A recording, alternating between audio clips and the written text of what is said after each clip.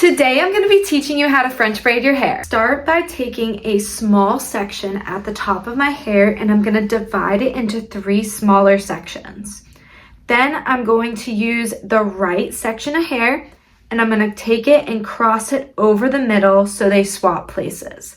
Then moving to the left, I'm going to cross that one over the center so they swap places. Now for the French braid part, we're going to take this right section and I'm gonna pick up a small amount of hair starting at the front of my head and going toward the back to where that right amount of hair is. I'm going to add that small section I just picked up to this one, and then I'm gonna cross the whole thing over the center. Now moving to the left side, I'm gonna repeat that same thing.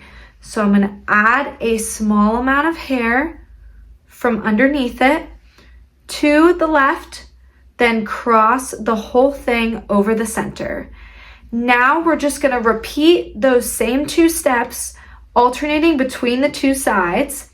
So right side, add some hair, cross that over the center, and pull it nice and tight, and make sure that my hands are high up on each section to keep the braid tight.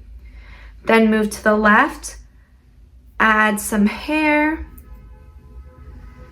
then cross the whole thing over the center. So you're going to repeat these steps until you get to the bottom of your hair, alternating between the 2 sides. So I'm going to show you a back view once I do a couple more passes. I want you guys to be able to see it nice and clear.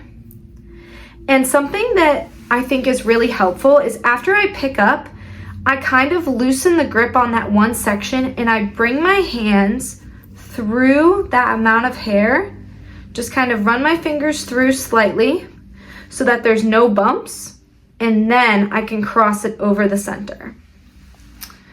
Then we're going to move this way so you guys can see kind of the back.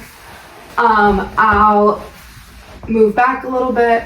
So this is what it looks like from the back view. I'm picking up some hair, adding it to that section, and then crossing it over the center.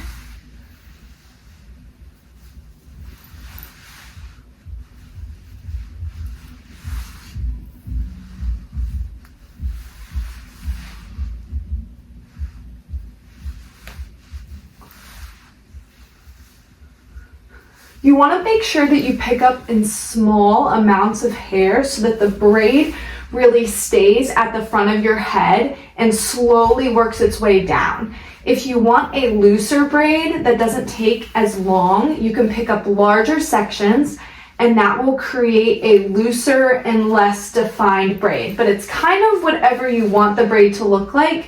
You can kind of control what it looks like. However you want the braid to look, you can control how it looks. So picking up larger sections will create a less defined braid and a looser braid.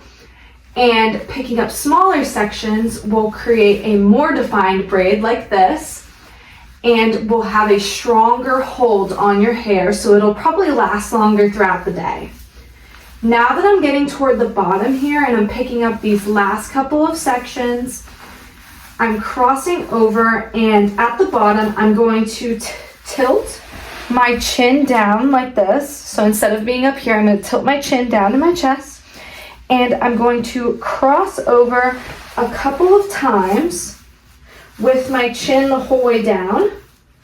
And this will prevent that bump that forms underneath your braid.